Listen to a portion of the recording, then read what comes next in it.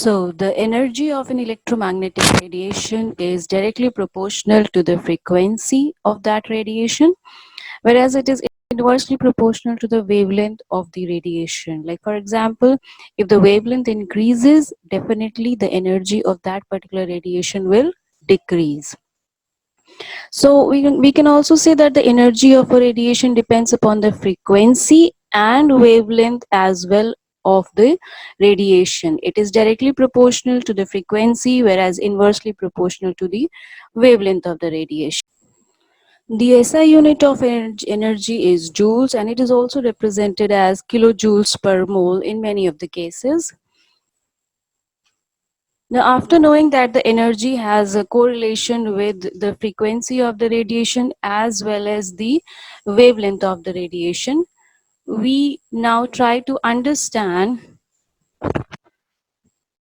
the different components of the radiation. So the different components of the radiation, they include the gamma rays, X-rays, ultraviolet, visible region, infrared, microwaves, and radio waves that we had already mentioned in the earlier slide. Now, when we try to arrange all the components of the electromagnetic radiation in a particular fashion, like for example, an increasing order of wavelength, or let's say the decreasing order of frequency, so the definite arrangement that we get in that manner, that is called as electromagnetic spectrum. The spectrum of electromagnetic radiation, in other words, we can say that it is actually composed of variable wavelengths and the frequency, and definitely that imparts a particular energy to that part of the radiation.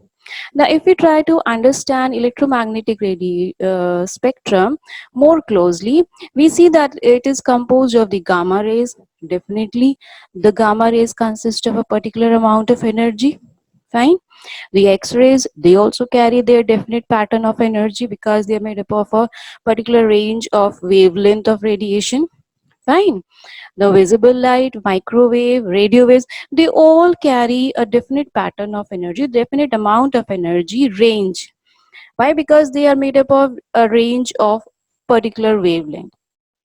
And due to this property, these particular radiations can be used in different applications. Like for example, gamma rays, they are used in nuclear medicine science clinically. Fine. X-rays are used in plain film X-rays, the CT scan. Remember, the CT scan uses 10 times more X-rays as compared to the normal plain film. So all the different components of the electromagnetic spectrum owe their definite or different applications due to the characteristic property of their wavelength or frequency. Now, let us try to understand very closely and minutely as well the electromagnetic spectrum. We say that it is made up of different components, like we call it. Like for example, it is gamma rays, X-rays, ultraviolet, visible region of the radiation, infrared, microwaves, radio waves, and of course the extremely low frequency. Now in this green colored bar, when you observe, you can see the right hand side of the bar has been labeled as ionizing. So these radiations which lie towards the right, they are ionizing in nature, or in other words, we can also say that when we move from radio waves to microwaves to infrared to ultraviolet to X-rays and then gamma rays, finally, the ionizing property of the radiation increases. And likewise, when we move in the reverse order, they start becoming non-ionizing in nature. Okay. Now, what is the meaning of ionizing and non-ionizing? Ionizing means they are capable to change the DNA. So that is why we say that the gamma rays and X-rays, they are very harmful in nature. Why? Because they carry a large amount of energy, and since they carry the large amount of energy, they have the capability of changing the DNA. That is why we have been advised frequently not to expose ourselves to the X-rays or the gamma rays. Fine. On the other hand, the non-ionizing radiations, they do not carry that much amount of energy that can bring a change in the DNA, and hence they are called as non-ionizing in nature, or likewise.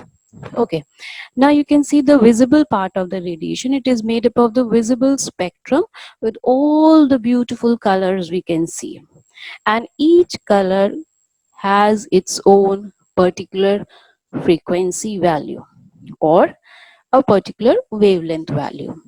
If if I say it has a particular frequency value or a wavelength value, what do I mean by that? I definitely mean that it carries a particular amount of energy. Okay. Now, the figure shows a red colored double-headed arrow. Fine. Okay, now if you keenly observe this double-headed arrow, you see that as we move from the left hand side towards the right hand side, that is from the radio waves towards the gamma rays, as we move, the value of the frequency increases. Okay, so from radio waves towards the gamma rays, the frequency of the radiation is increasing, and if the frequency is increasing, what will happen to the wavelength? It will decrease. Why? Because frequency and wavelength are inversely proportional to each other. Okay. Okay. Now, just try to make a guess. If the frequency is increasing from left to right, what will be the pattern of the energy of the radiation? Will the energy of gamma rays be greater than infrared? Yes, definitely it will be greater than infrared. Why? Because frequency of gamma rays is greater than the infrared radiation. Okay, and we know from Planck's equation, energy is directly proportional to the frequency of the radiation. So the frequency is increasing, definitely the energy will be increasing. Gamma rays are basically limited, not exactly limited, but let's say they are a part of radioactive elements, and it is the nuclear energy. In other words, we can say, why? Because they are emitted from the nucleus of an atom. Okay, so mostly the radioactive elements, they are capable of emitting, I should say, the gamma rays. X-rays, if we try to understand, they are used in X-ray machines, CT scans, and all that sort of equipments. Okay, ultraviolet, visible light, and then infrared region. Infrared radiation, it is used in TV remote. You carry a remote in your hand, and the television screen is at some distance from you. Okay, and you can keep on switching the channels, you can keep on making changes in the volume of the particular program going on. How when the remote is not connected to the television through any wire, then how does that happen? Simply because infrared radiation is being used in those remotes. So it is the infrared radiation that is communicating your message of the through the made through the fingers on the remote to the television panel.